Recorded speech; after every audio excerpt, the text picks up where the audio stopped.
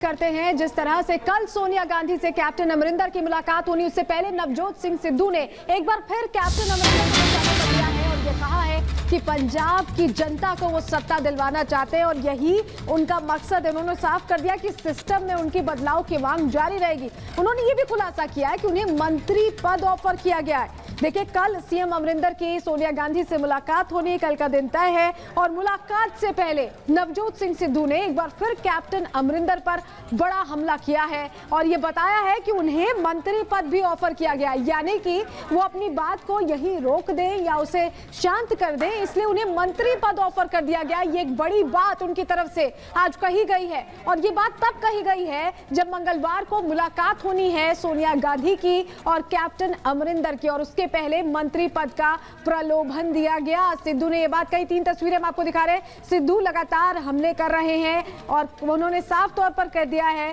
कि उनको मंत्री पद ऑफर किया गया। वहीं क्या ये विवाद सुलझेगा? काफी दिन हो गए, 2022 चुनाव है, उससे पहले ये रार थमने का नाम नहीं ले रही है। वहीं कल का दिन बहुत महत्वपूर्ण हो जाता है क्योंकि सोनिया गांधी की मुलाकात कैप्टन अमरिंदर सिंह से होने वाली है। जो 3 सदस्यीय कमेटी थी उसने रिपोर्ट पहले ही सौंप दी है और अब क्या बीच का रास्ता निकलेगा? क्या एक बार फिर नवजोत सिंह सिद्धू और कैप्टन अमरिंदर साथ आ पाएंगे? ये तमाम सवाल हैं। हमारे सहयोगी पंचकुला से अमनदीप दीक्षित सीधे हमारे साथ जुड़ रहे हैं, उनका रुख कर लेते हैं। अमनदीप, ये रार थमने का नाम नहीं ले रही और जब सिद्धू ने ये तक कह दिया कि उन्हें प्रलोभन मिला है, उन्हें मंत्री पद का प्रलोभन मिला है, इसका मतलब वो कहीं से भी पीछे हटने नहीं वाले हैं। वो अपने रुख से ये साफ कर रहे हैं।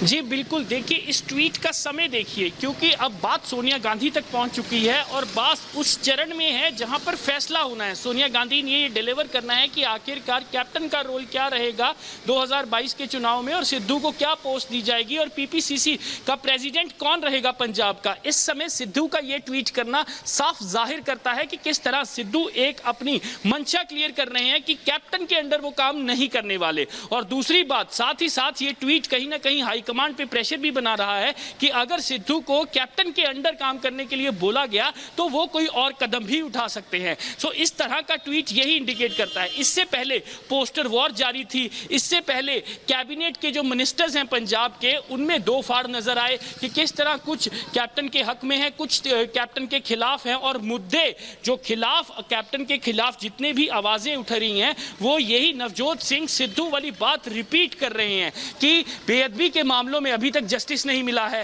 ड्रग्स के मामलों की रिपोर्ट जो है वो अभी तक दब गई है, कागजों के नीचे दब गई है, उस पर मिट्टी पड़ गई है, एक्शन नहीं हुआ है। और दोनों ही चीजों में बादलों को, श्रोमणी अकाली दल पार्टी के बादल फैमिली को एक्यूज किया जा रहा है कि बादल के खिलाफ जो है वो कैप्टन अमरिंदर सिंह एक्शन नहीं ले रहे हैं, इसीलिए कांग्रेस में ये 2 फाड़ नजर आ रहे हैं। हालांकि कैप्टन एक तरफ अपने मंत्रियों और विधायकों के साथ मीटिंग भी कर रहे हैं, लेकिन इस समय नवजोत सिंह सिद्धू की ये प्रेशर टैक्टिक्स कितनी काम आएगी ये देखने वाली बात होगी, क्योंकि हाईकमान को यह भी पता है कि 2022 में अगर चुनाव कांग्रेस लड़ेगी तो कैप्टन अमरिंदर सिंह ही बड़ा चेहरा होंगे, क्योंकि 2017 में भी कैप्टन ने 80 कोई दो राय नहीं है। टाइमिंग को लेकर सवाल जरूर खड़ा होता है क्योंकि कल मुलाकात होनी है। उससे पहले ये भी खबर आई थी कि चंडीगढ़ में मुलाकात हुई है कैप्टन अमरिंदर और प्रताप सिंह बाजवा की। बहुत सारे ये जो सियासी घटनाक्रम है तेजी से पंजाब में बढ़ते जा रहे। कल क्या लगता है, पहल हो पाएगी समझौते की या नहीं?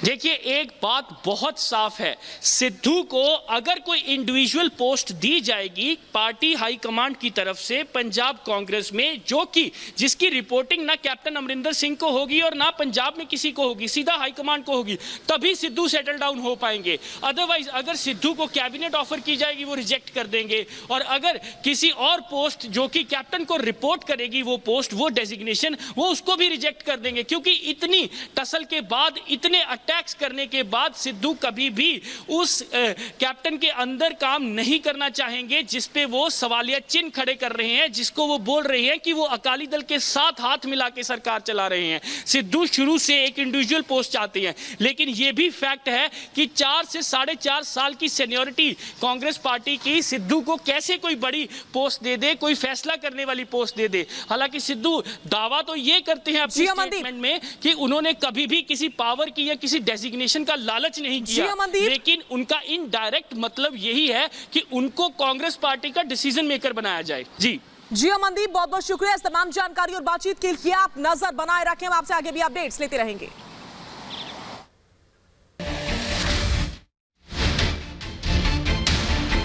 सीएम अमरिंदर पर सिद्धू का हमला, पंजाब कांग्रेस में कलह बरकरार, कैसे सुलझेगा पंजाब कांग्रेस में बवाल।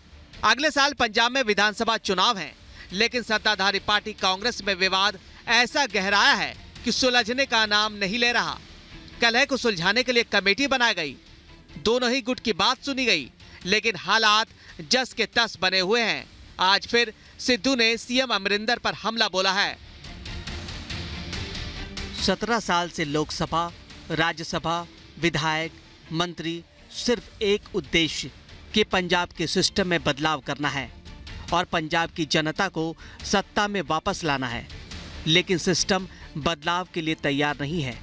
मैंने सिस्टम को रिजेक्ट कर दिया है और मुझे मंत्री पद का प्रलोभन दिया जा रहा है।